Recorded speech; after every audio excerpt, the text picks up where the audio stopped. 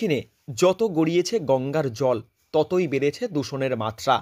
প্রকৃতিমাকে রক্ষার তাগিদেই গঙ্গোত্রী থেকে গঙ্গাসাগর পর্যন্ত সচেতন বার্তায় সাইকেল নিয়ে অভিযানে এক শিক্ষক।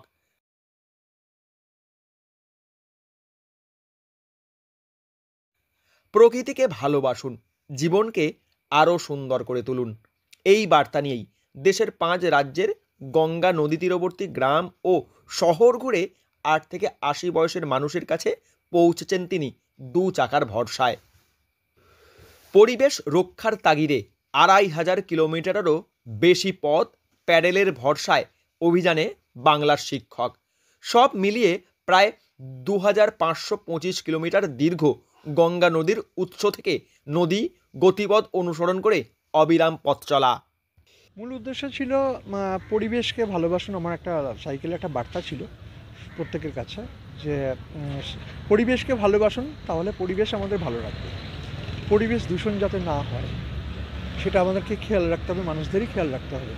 কিন্তু বাস্তবের ক্ষেত্রে দেখেছি আমি পুরো গঙ্গোত্রী থেকে গঙ্গাসাগর অবধি যতটা আমি নদীকে অনুসরণ করে বা নদীর গতিপথকে অনুসরণ করে যেতে পেরেছি, দেখেছি আমরা মানুষরাই কিন্তু প্রকৃতির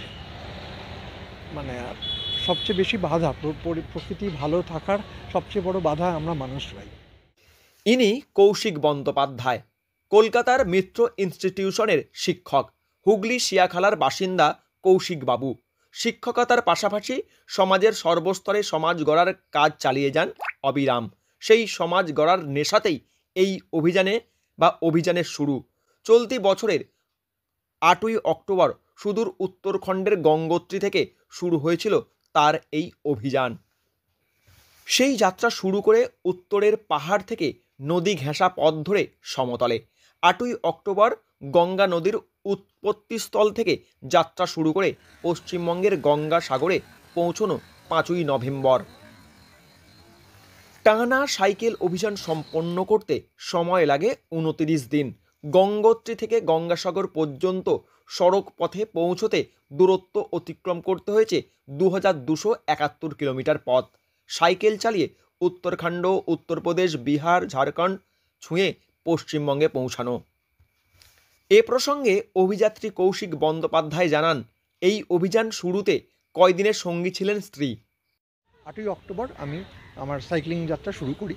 আমার মিসেস প্রথম শুরুর দিকের হরিদ্বারে ফেরা পর্যন্ত যে আমাদের 7-8 দিন সময় লেগেছে, আমার সঙ্গে ছিলেন উনিও পেশায় একজন সমস্ত শ্রেণীর মানুষ।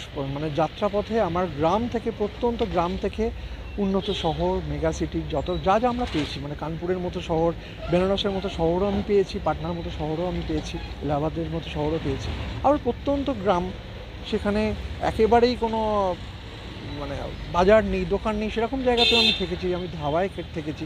সমস্ত জায়গাতেই বা সমস্ত ধরনের মানুষের কাছেই আমি একই রকম বার্তা রেখেছি যে আমাদেরকে পরিবেশকে ভালোবাসতে হবে, পরিবেশকে ভালো রাখতে হবে, তবেই আমরাও ভালো। এরপর একাই অভিযান সম্পন্ন করেন।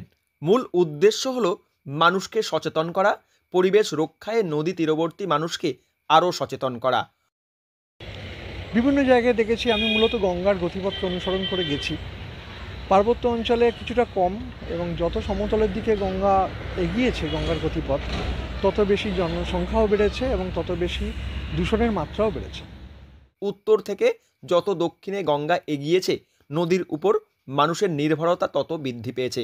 সেই সঙ্গে নদীর দূষণ মাত্রাও আরও প্রকট হয়েছে। ভালো থাকুক গঙ্গা পাড়ের মানুষেরা, আর তাদের হাত ধরেই ভালো থাকুক গঙ্গা। অভিযাত্রী কৌশিক বন্দ্যোপাধ্যায়ের এই স্বপ্নটা কি সফল হওয়া সম্ভব? প্রশ্নটা থাকুক গঙ্গা পাড়ের মানুষদের জন্য।